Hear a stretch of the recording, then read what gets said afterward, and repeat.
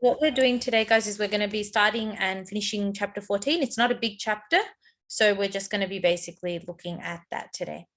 So in chapter 14, the first spread is literally all about resilience and the different ways in which we can build up our resilience and maintain our resilience. Okay, you might have come across the term resilience in other subjects like health and human, for example. And we've also kind of covered a bit about resilience in chapter 11 when we talked about resilience to life stresses as being one of those what we say as characteristics of a mentally healthy person. So this is where we've seen this topic come up before when we talked about the three characteristics of a mentally healthy person. Okay, we remember we learned about things like high levels of functioning. Okay, functioning, social and emotional well-being, and resilience to life stresses. So this is where you've heard of this word before. This is where we've covered this word before. Okay, we know that one of the characteristics of a mentally healthy person is having resilience. So what is resilience? Resilience is basically your ability to cope with, adapt, your ability to cope with, adapt, adjust to life stresses. Okay, all of these words are key words with reference to resilience. Okay, and consequently, because you're able to adapt to stresses or you're able to adjust to stresses and cope with stresses that come up in your life, you're able to bounce back from a time of stress to a state of normal positive functioning. Okay, so with resilience, we have two main or three main kind of features of that definition: that you're able to cope with the stress, you're able to adapt to the stress or adjust to the stress, and that you are able to then bounce back from a stressful time in your life back to a normal state of positive, restored mental functioning. Okay, and just think of resilience as being like a rubber band or an elastic band. Okay, when you stretch the rubber band, it stretches according to how how much you're pulling it, and then when you let it go, it just comes back to normal. So that's what resilience is like. Okay, resilience is also about your ability to shine or to be able to bloom or thrive even in the presence of very difficult circumstances. It's your ability to keep going even when there are difficult circumstances around you. So for example, you see these flowers that are growing amidst no water, no proper soil, but they're still growing. Okay, they're still trying their best. So that's what resilience is. Resilience is also this idea that in the face of adversity or hardship, you are able to tell yourself that this too shall pass, rather than allowing that to get you and break you down. You think to yourself, okay, this is a hard time in my life, but I'm able to get through this. I will be able to get through this, and this isn't going to last forever. Okay, so whenever you're given a question that asks you to link back to resilience, you are going to link back to a person's ability to cope, a person's ability to adapt to a stressor or adjust their life to a stressor, as well as their ability to come back and bounce back from that stressful period back to a normal state of positive mental functioning there. Okay, so that's the basic idea when we're talking about resilience. So when we're looking at people who show resilience, we're basically looking at some characteristics that they have. So people who show resilience tend to be more content. They tend to be more optimistic for what lies ahead in their future. They tend to have higher self-efficacy. And remember, we learned about what self-efficacy is in chapter 12. It's about a person's belief, okay, their self-belief or their ability or belief to reach their goals. Okay, if you believe that you can reach your goals, you have high self-efficacy. But if you believe that you can't reach your goals, then you have poor self-efficacy. And we said that poor self-efficacy is one of our psychological risk factors for mental disorders.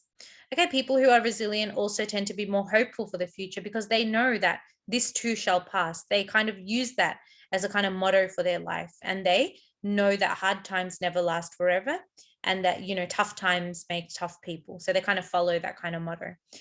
People who show resilience are also flexible. They can make realistic plans to solve problems. They're better able to control their emotions as well, and they're better able to form good relationships with other people. And these relationships and these good emotional kind of mechanisms help them to cope and help them to adjust and adapt a lot better than people who don't have resilience. So the reason that we're showing you all these different characteristics here is so that in a scenario-based question, you can basically have an idea of what a resilient person looks like. Okay, and you would be able to then determine that, okay, this person is demonstrating resilience or that this person is not demonstrating resilience. Okay. In terms of the SAC though and the exam, you don't need to memorize these word to word. It's more about understanding them. But I'd say probably just learn at least 2 of these characteristics. Okay. These are the characteristics or key features shown by people who have resilience. So at least learn 2 from this slide. You've got 6 on this slide, just learn 2. Okay. Now we're looking at what are the protective factors that influence our resilience levels. Now we know that people are not born resilient. Resilience is something that you build up and it's something that you have to maintain throughout your life. Okay, it's just like you look after your physical health, you have to look after your mental health. You have to provide it with the proper ingredients that it needs to be able to continue to serve its purpose there.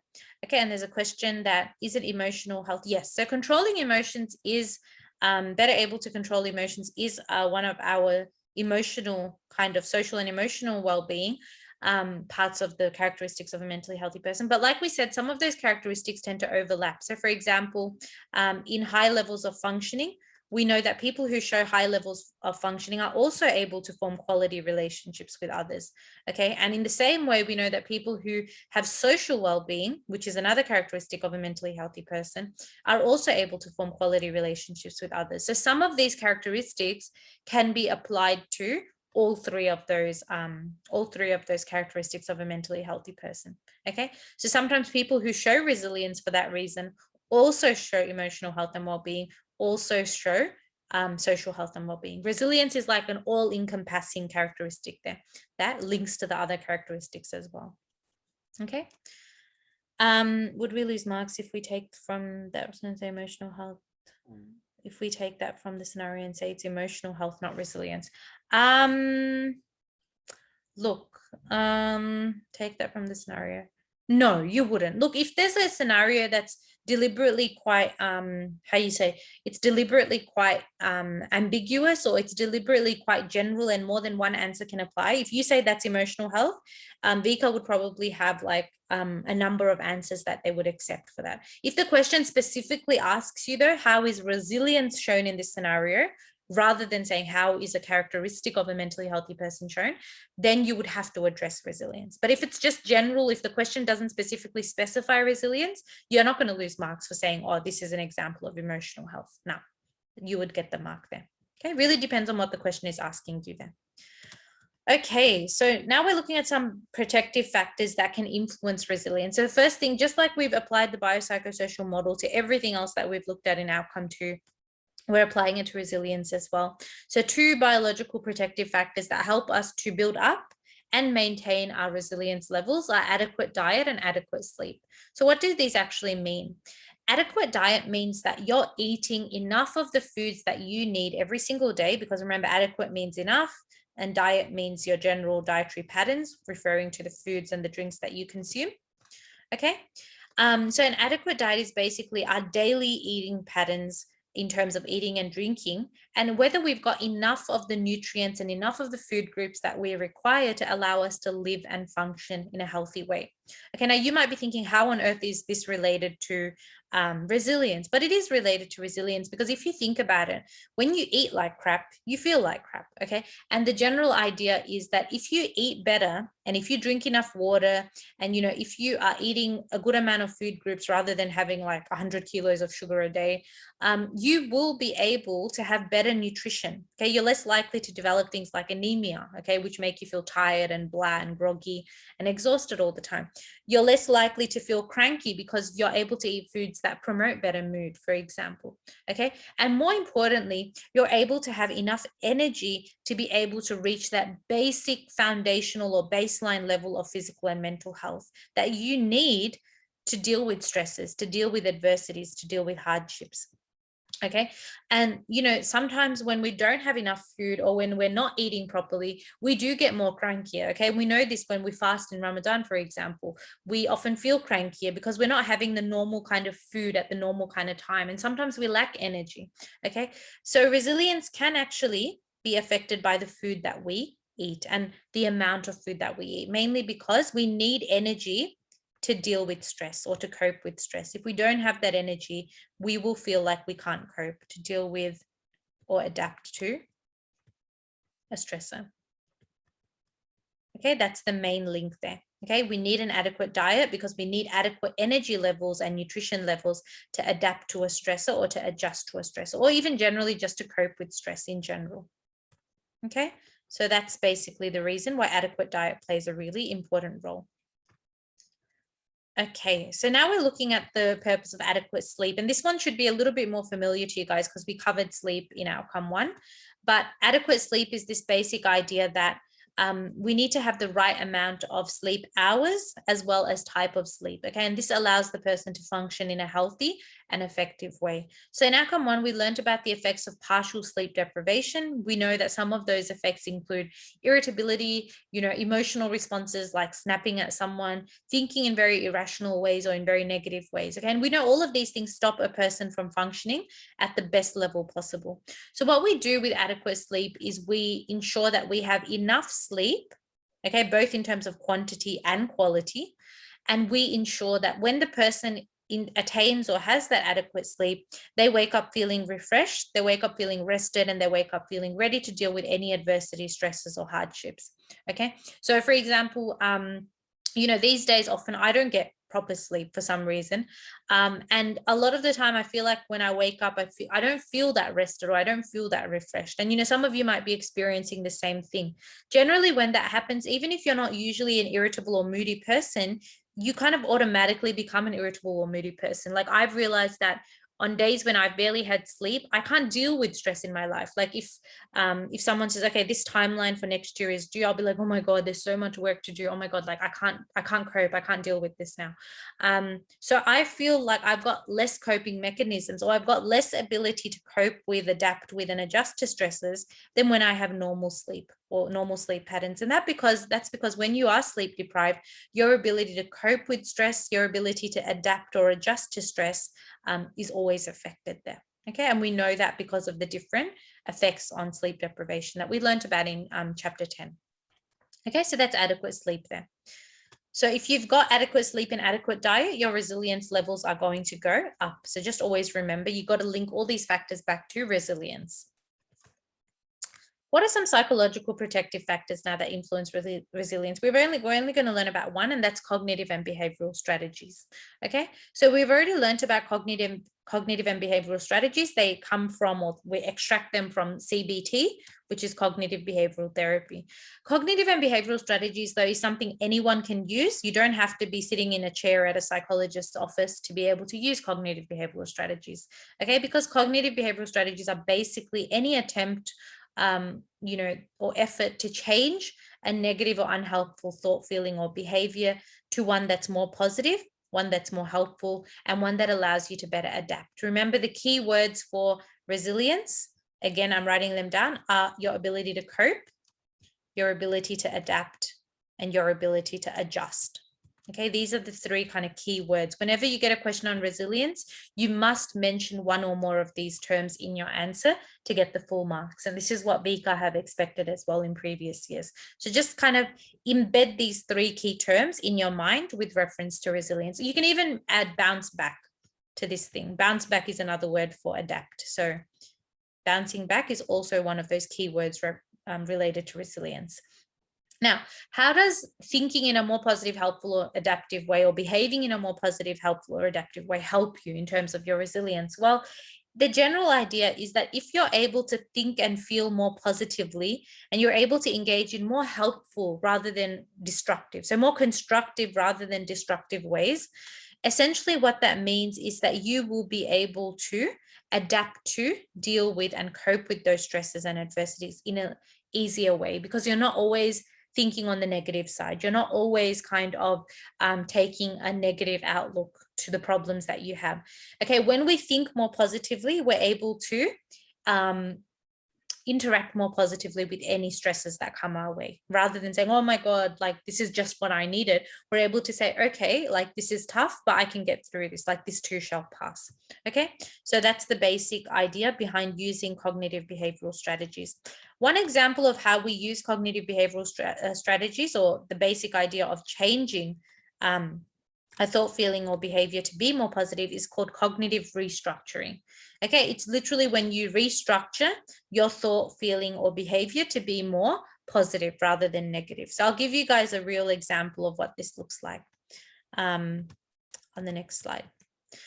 So if we imagine a scenario where a boy has experienced a stressor of not scoring well enough in the cricket match, and that's caused his team to kind of lose the game. Here's an example of how instead of automatically having these negative thoughts, feelings, and behavior, the boy can actually reshape or restructure those thoughts, feelings, and behavior to be more positive and more helpful there. Okay. And the main goal by having these kind of more positive restructured thoughts is that it will increase his ability to adapt, cope with, and overcome the stressor. Okay.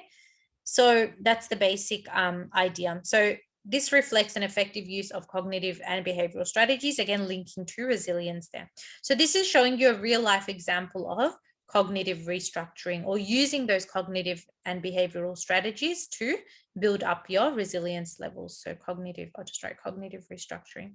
And there's a question, isn't this the same as self-efficacy?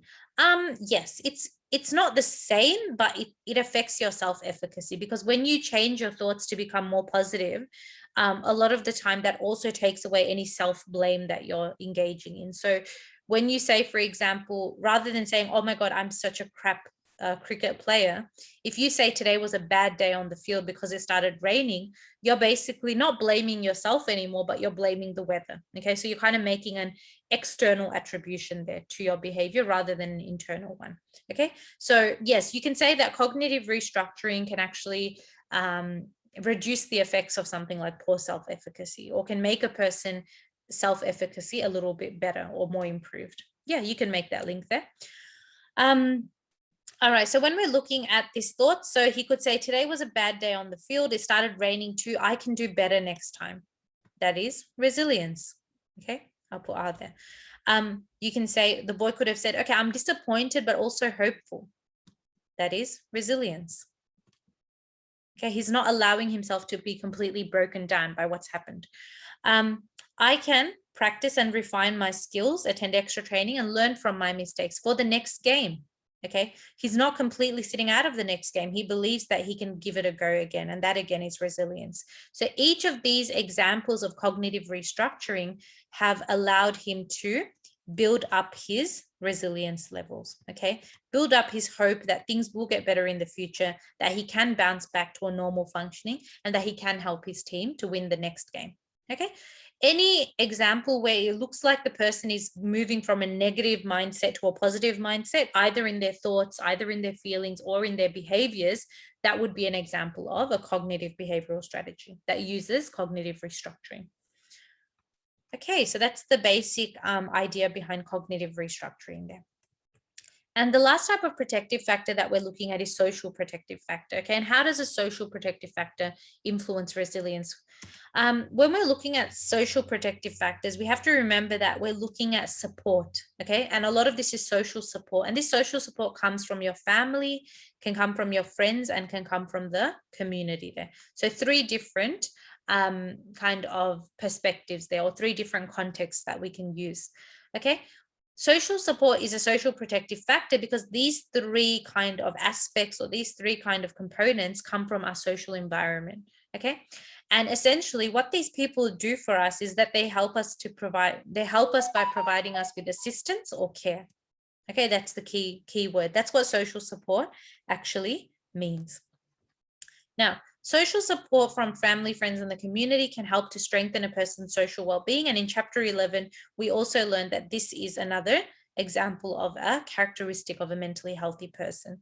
Okay, we know that support from friends, family, and the community can also help resilience. Okay, the main way in which it helps us have better resilience is it allows us to feel like we can better adapt to, deal with, and overcome stresses and adversities in your life. So for example, if I'm having a bit of an issue with a friend, if I call one of my other friends and talk to her about it, and she says, oh, well, maybe, you can talk to her like this, or, this issue is not as big as you think, and it's better you just, talk to her about it. It's not going to be a big deal. If she gives me that advice, okay, she gives me that assistance, and she cares enough for me to give me that insight or that information there, I can actually deal with the stressor in a better way. So something that I was really stressing about talking to this friend that I'd had an argument with, for example, I can actually see that as not as big of an issue. And I can actually feel less stressed and feel more able to cope and more able to adapt to that situation. Okay, remember that social support always helps us to better appraise our stresses that are around us. They allow us to better make judgments of the stresses that are around us. Okay, and so a lot of the time they give us that ability to cope. For example, in this little cartoon here, the elephant's, trying to convince himself that he's okay. Maybe he's not feeling okay. And then when one of his friends asks, are you really okay? The elephant, like, you can tell that the elephant's not okay. And, he's probably ready to tell that, I don't even know what the animal is, squirrel, fox, I don't know, one of those.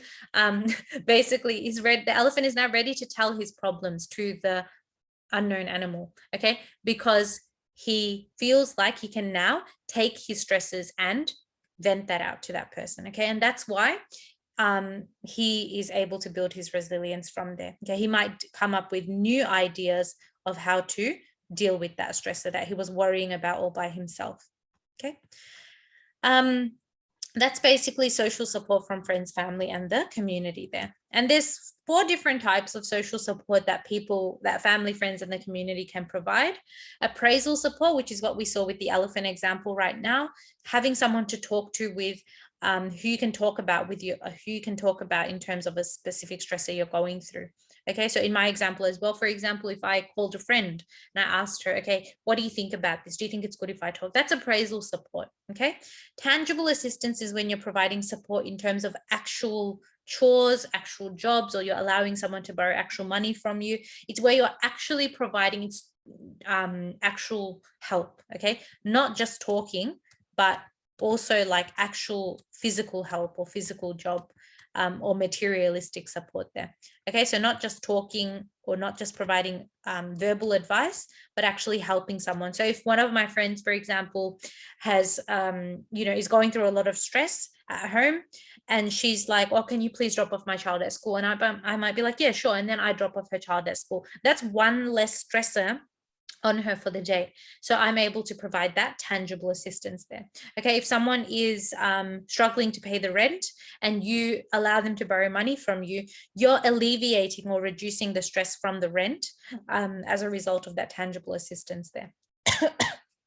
Okay, with information support can also be helpful because it allows you to gain insight into a specific stressor. Information support is usually provided by services within the community. For example, if you're having a lot of anxiety or stress, you might visit the Beyond Blue website, and some online, the online chat forum members might actually talk to you about that, and that's anonymous, obviously. Or you might visit a headspace center or a psychologist near you, or the school counselor. These are all examples of services within the community or within the school that provide you with extra information that you need. And this is information that you can also get online, but you feel more comfortable getting it in person or by an actual proper source there. Emotional support is basically having someone that you can vent to, having someone that you can talk about your stresses with, and in doing so, it actually elevates your emotional state. A lot of the time when we're stressing about something, it brings on negative emotions as well, like feelings of, being upset, feelings of disappointment, frustration. But when we talk about our issue with someone else, you might realize that you feel like that frustration and feelings of disappointment are lifted from you, okay? And that's because of emotional support. We generally tend to take emotional support, not from people we don't know, but generally from people that are close to us, like maybe a family member or a really close friend. Look, if you're really good with community members, like you're a part of a mosque or something, and there's maybe a halakha leader or a sheikh there that you're really close with, you might be able to even gain social support from them as well. Okay, so emotional support from them as well. So it really depends on the person. Okay, you can remember these 4 types of social support using the memory tip A tie. So A and a tie, okay? A for appraisal, T for tangible, I for information, and E for emotional. So that's the those are the 4 types of social support that can be provided. Okay, so now we're looking at the next spread, which is 14B, and it's talking about behavioral change. And we're going to look at a specific model with reference to behavioral change. Before we look at that model, we have to understand why we're studying suddenly about behavior change. A lot of students find that this topic is a little bit random, just kind of wedged into the end of the book, and can't make the links between this model and the rest of the chapters. Generally with chapter 14, we're not really focusing too much on mental disorder. As you can see, when we learned about resilience right now, it's all about maintaining mental health and how can we continue to be mentally healthy people. Okay, that's the basic idea. So with this model of behavior change, what we're really looking at is we're looking at this idea that generally when people engage in negative behaviors like alcohol consumption, smoking, even just having a really crap diet, all of these behaviors can actually cause a decline in their mental well-being over time. Okay, over time, eating Maccas every day might seem like, oh yeah, I'm so happy, I've never been less stressed. But over time, when you realize that eating Maccas doesn't make you feel good and it actually makes you feel really sluggish and very fatigued, you know, it doesn't really help you in the long term compared to eating a proper adequate diet of different food groups there. So again, negative behaviors can lead to negative mental health. That's the main idea. Okay, so in this model of behavior change, what we're really looking at is this idea that if people can overcome negative behaviors and if they can engage in more positive behaviors, or if they can kind of quit negative habits like drinking, if they can quit negative behaviors like smoking, they will be mentally in a healthier place. Essentially, they'll experience less stress and less anxiety. Okay, those of you who are doing health know that a lot of the time people who drink alcohol or smoke or even consume a lot of food, even things like we hear of this term called stress eating. Okay, this is an actual thing that exists, that when people are stressed, they look for mechanisms. Okay, they look for escape methods to escape their stress. For some people, it's smoking. For some people, it's drugs. For some people, it's alcohol consumption. For other people, it's just eating too much junk food. Okay, but all of those are negative behaviors that basically lead to poor mental health and poor physical health. So in order to maintain mental health, which is the name of this chapter. Yep. So is that basically sort of why that like people that exhibit these traits tend to show worse mental health? Yes, correct. So that's exactly correct. So especially with negative habits like alcohol consumption, people drink alcohol to try to feel mentally healthy better, to escape their stress, but in the long term that alcohol consumption causes them to have more stress. It's like, for example, if you're stressed about your financial situation and you're not able to afford the rent, you take up smoking to escape that stress, but over time, in order to afford your smoking habit, you're spending more money, which brings you back into that spiral or that cycle of stress. So you could sort of say that it sort of makes it worse. Yes, correct. Like it makes it worse. Yes, that's exactly correct. Yeah. That's why we look at this model of behavior change. Okay. And within this model of behavior change, we call it the trans-theoretical model of behavior change, sometimes abbreviated as TTM.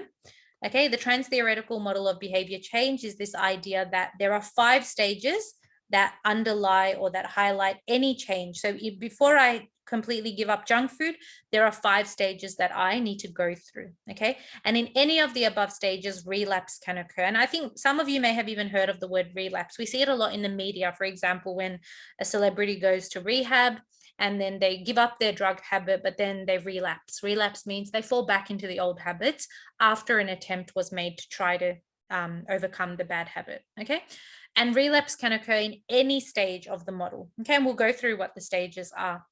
One thing I want to mention in terms of, I'll go to the next slide.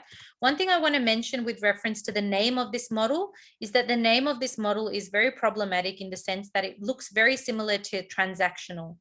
It doesn't sound like transactional, but in terms of how it looks like the word transactional. Okay.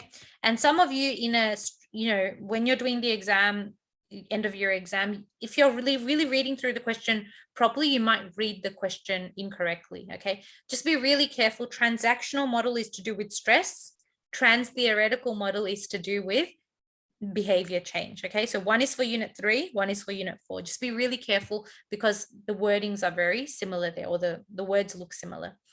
So what is the trans-theoretical model of behavior change? What is the definition? The definition is that it's a model that focuses on different stages that people experience when they intentionally plan to change behaviors. And often they change those behaviors in order to achieve some health-related goal there, okay? Often it's behaviors that affect your health, behaviors like smoking, behaviors like drugs, behaviors like alcohol, behaviors like being addicted to your phone, okay? Shopping, online shopping can become a problem after some time.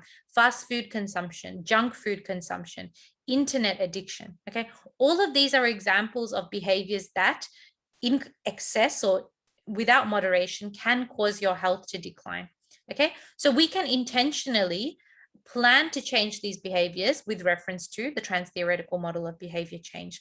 The basic idea in the model is that we move from one stage to the other, okay? And the basic idea here is that it's not an overnight process, okay? You have many stages and you have to move through these stages in a step-by-step way in order for the change to occur.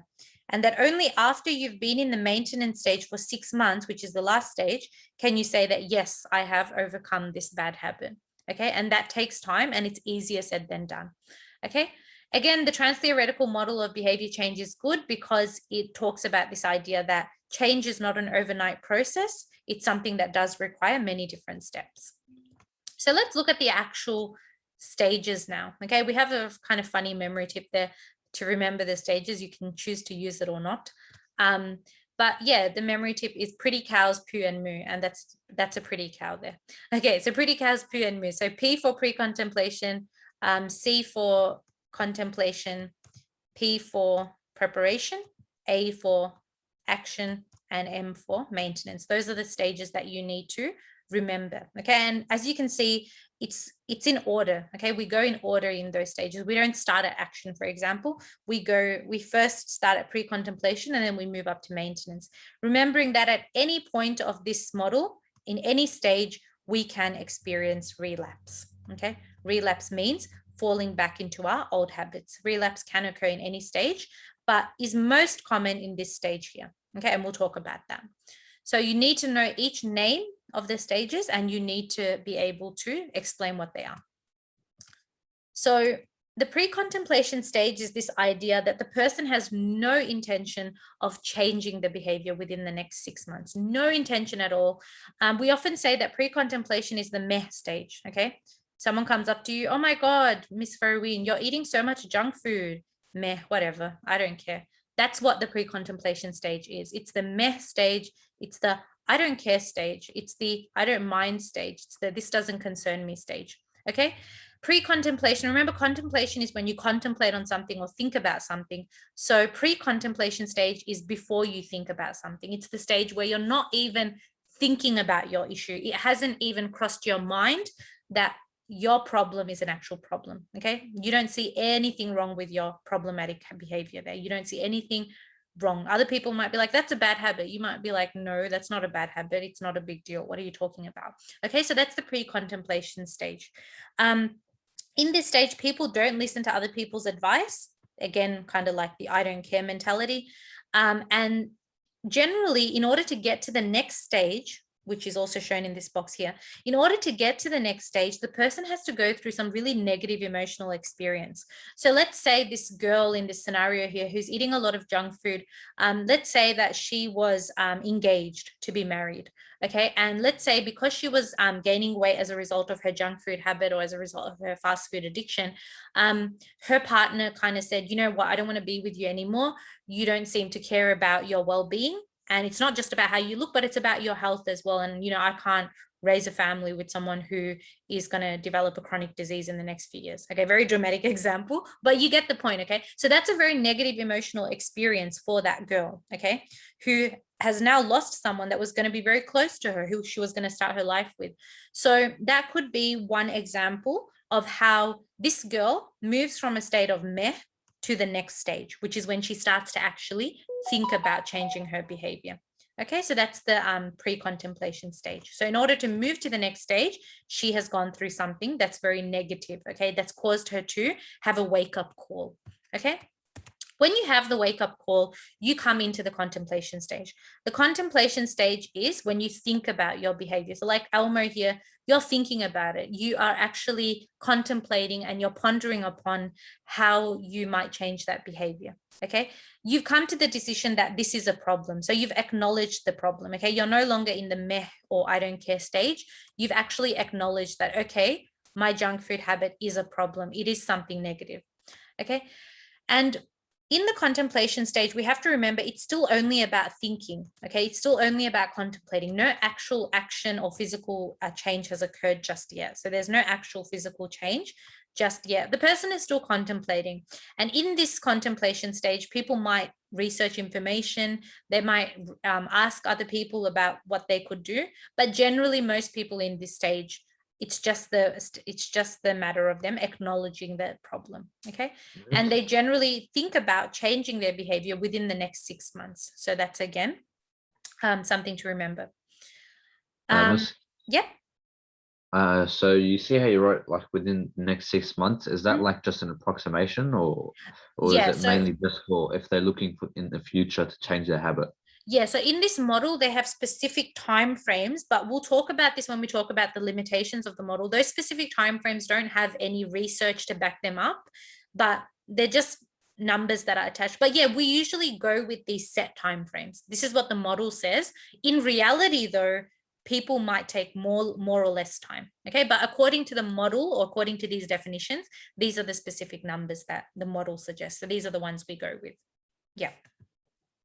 So that's the basic contemplation stage. In the preparation stage, now this is where the person actually starts to sit down and plan. Okay, so remember P for preparation, P for plan. They actually sit down. So they might get a diary, start writing down what healthy foods they can eat. They might write down the goal weight that they want to achieve. For example, if they're currently, 100 kilos, they might try to get down to 80 kilos or 70 kilos. Okay, so they write down these goals, okay, and they plan.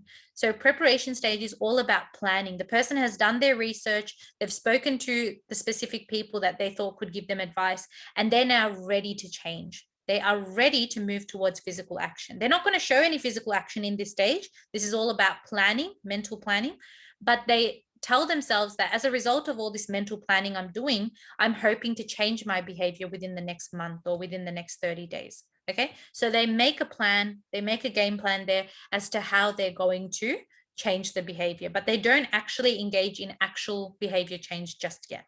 Okay, so these are some examples. Okay, some people may choose to do nothing in this stage by means of planning. They don't buy a diary, they don't write any goals down. But the thing is that if you do, for example, plan, you do write some stuff in a diary about what you're going to do, you're going to move out of this stage at a quicker pace. Okay, remember when we say within the next 30 days, the person could move into the next stage within maybe 10 days or 20 days, depending on how much work they're doing. This is just the set amount that's given in terms of the model, or the set amount of time frame. Okay, so preparation stage is all about planning. No actual behavioral action has been engaged in just yet. Now, within those next 30 days, when the person feels like they've done sufficient planning and they're ready to kind of engage in the behavior and actually change their behavior, they then move on to the action stage. The action stage is when we first start seeing actual real life physical behavioral change. Okay, so if the person usually smokes or usually drinks alcohol, someone offers it to them at a party, they say, no, I don't want it. Okay, they're rejecting it straight out. They're not taking it. Okay, at the supermarket, if someone is trying to eat healthy, you can see that he's got a bit of celery and stuff in his basket. He actually walks past the display of muffins. Okay, he doesn't buy the muffins, he buys the healthier food. That's actual physical change. Someone who is overweight or obese because of junk food addiction, they might actually buy a treadmill and start going on the treadmill every day at home. That's actual physical action. Or they might buy a gym membership and start hitting the gym every day. Okay, so that's basically actual physical change. The action stage indicates real physical or behavioral change there, okay? And this change can usually be noticed and reinforced by others. So someone might say, hey, good work, you're doing a great job at the gym. Good to see you every day. Or this lady who's offering the stuff might be like, wow, Tim, I never thought you would give up cigarettes, but good on you. You know, hopefully I can be like that one day.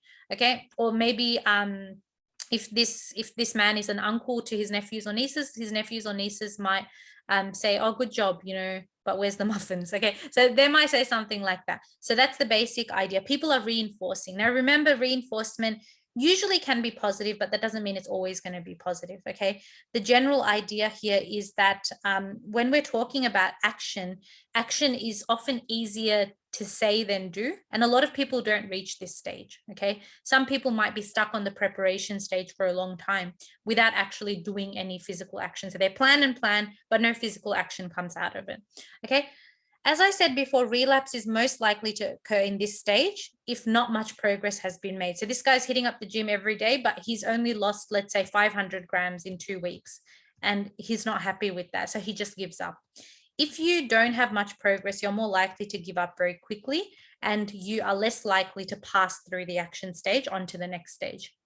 Okay, so it's really important to make sure that you understand that the action stage is one of those stages where people are most likely to fail or most likely to give up, because action is always harder than just talking about something. It's easy to say, oh yeah, I'm going to give up sugar for the next 8 months, but it's easier to say that than it is to do that. Okay, and that's why diets fail so often. Now, another thing is, if you get positive feedback, you're more likely to move on to the next stage. But if this guy's at the gym and he's trying his utmost best to lose weight, and people are like, oh, what's the point, fatty? Go back home. Like, you don't deserve to be at the gym. Or if they put him down or make him feel bad for that, or if this guy gets guilt tripped for rejecting cigarettes or alcohol, okay, that means that those people are basically being belittled for their actions, and they're less likely to engage in those behaviors in the future. Okay, in a way, it's kind of like a positive punishment for them, those put downs or those hurtful comments there. Okay, so that's the action stage. Now, if you are able to engage in these actions though, for 6 months, that will lead you to become going to the next stage, which is maintenance. In the maintenance stage, the person has shown consistent positive behavioral change for at least 6 months, and they have been able to continuously reject junk food offers for 6 months. They have been able to continuously not smoke for 6 months. This is kind of the just set time frame according to the model. Okay. Now, reaching maintenance is not easy. Okay. It's no easy feat. Even for the most motivated individuals, it can be difficult. If maintenance fails in this stage, or if you're not able to reach maintenance, or you go back into your bad habits, that is relapse. Okay. We know relapse is falling back into your negative habits there. One way that we can determine that people will stay in maintenance is by having good social support systems. Okay, so that's the basic idea. If you've got a good social support system that encourages you to keep going rather than belittles you or makes you feel bad, you're more likely to achieve maintenance compared to someone who doesn't have that social support system. Okay, so maintenance is when you've successfully shown positive behavioral change for at least 6 months. So you've given up the bad habit for at least 6 months there, regardless of what the habit is, whether it's smoking, whether it's alcohol, whether it's drugs, whether it's junk food, you've given up that habit for at least 6 months. Then you can be classified as being in the maintenance stage. Okay, so some strengths and limitations. You don't have to learn all of them, but just learn 2. I'll just go through some of the main ones before we finish up. So looking at this idea that the behavioral change model is good because it looks at this idea that behavior change doesn't just happen overnight. It's something that takes time. Okay. It also acknowledges individual differences. It indicates different stages and shows that some people will take action, okay, but some people will be stuck in the preparation stage. So it accounts for individual differences in motivation and, motivation and encouragement there. It also acknowledges that behavioral change is not easy and that it will come with setbacks, relapses, and difficulties. Okay. And for this reason, it doesn't give the individual false hope that, oh, yeah, you will always be able to change your behavior successfully. It does kind of take a very realistic look into how behavior change occurs in individuals. Some limitations are that even though we say that there are distinct stages like preparation, contemplation, all this stuff, there may not be distinct stages. There's not a lot of research to back this up. In fact, some stages may be missing or some stages may have been overlooked. Also, those timeframes like 6 months, 30 days, they don't have a lot of evidence to back them up. Like whoever made the model indicated them as an estimate, but there's no actual evidence to back up those timeframes or how accurate they are, or whether people actually follow the timeframes of 6 months or 30 days or whatever it is. There's not a lot of research about the decision-making, motivational thought processes that occur behind the scenes as a person goes through each of those stages. And also, the model is really problematic in the sense that it does give us an explanation for how people can avoid problematic or negative behaviors like giving up junk food or exercising more. But addictive behaviors, particularly behaviors like drugs, like taking drugs or smoking, are very much entrenched in, addiction. And addiction is very hard to give up. It's not as easy as giving up a few spoons of sugar in your coffee every day. Okay, it's not as easy as making a dietary change. So what are the main differences or main difficulties in terms of those two types of behavioral change there? They're not the same thing at the end of the day. So just learn any two strengths and any two limitations. And remember that if you're asked a question that asks you to evaluate the model, you will be linking back to these points here. Okay, the rest of it's just some more examples for you. This is a very nice visual diagram I found online. So you can just look at this, and this is just showing you the example of junk food example with pictures, which make it more visual and easy to understand. And this is just the summary table from your book. Look, if you can't be bothered going through the other slides before the SAC, at least go through this slide. This basically summarizes it. And this blue box here is just basically the typical comments given by people who are in each stage. Okay, so you can read through those comments, and this will give you a better idea of the scenarios. If a person is in any of the stages in a particular scenario, what they will, what kind of things they might think in their brain, or what kind of comments they might make there. Okay, so that's the basic idea. Yeah, and this is just, again, another visual, lots of visuals just to get you guys to understand the different stages. So in pre-contemplation, we say, no, I'm not changing the habit. In contemplation, we say, maybe I'll change the habit. I can acknowledge that there's an issue there. In preparation, I prepare or I plan. Action is about I'm doing something now. I'm actually engaging in physical change. And maintenance is about this idea that I've done what I can, and now I'm going to keep going. I'm going to maintain this positive behavioral change. And we know that relapse can occur at any stage of the model, which is why we've got the arrow going all the way up. Okay, so that's the basic idea. And I think with that, we are done. Unit 4 is complete. So basically, I'm really happy that we finished Unit 4 before end of holidays, but yeah, that's the basic idea. So your outcome to SAC will be on Friday after school. I have put that information on the school box. So Friday after school between 3:30 to 4:30 p.m., we are going to be having the SAC. So right after school on Friday, you will join the Zoom and we'll start the SAC from there. So the chapters you need to study for the SAC are chapter 11, 12, 13, and 14. Okay, that's for your outcome to SAC. Don't worry about exam revision, the exam revision part just yet. We'll get the SAC done first. Okay, now I've also put the practice SAC on the school box from, I think, a few days ago. So just make sure that you give that a go, because we are going to discuss answers to that tomorrow in the live session. I'm also going to paste the link to a Kahoot that I want you guys to attempt on your own. Just like last time when I posted that Kahoot challenge, I want you guys to work on this Kahoot challenge on your own, at your own pace. I'm going to leave it open until Friday afternoon, so you can give it a go at any point. It's basically for chapters 11 to 14. Okay, about the SAC, someone asked, is it hard? Is our SAC hard? I don't think so. Look, we tried to make it easier for you guys this time. I don't know if any of you read the SAC notification. Normally your SACs are out of 50 marks. And out of those 50 marks, you've got 25 marks of, you've got 20 marks of MCQs and 30 marks of short answer, yeah?